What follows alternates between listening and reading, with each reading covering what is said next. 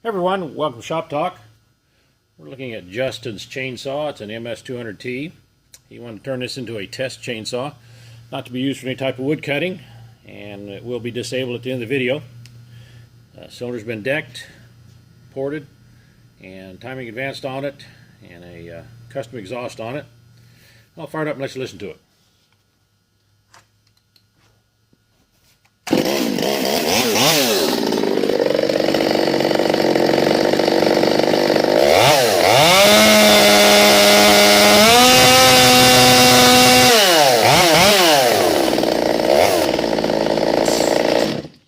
A little over 15,000. That features a 16-inch bar and chain. I will disable the chainsaw now.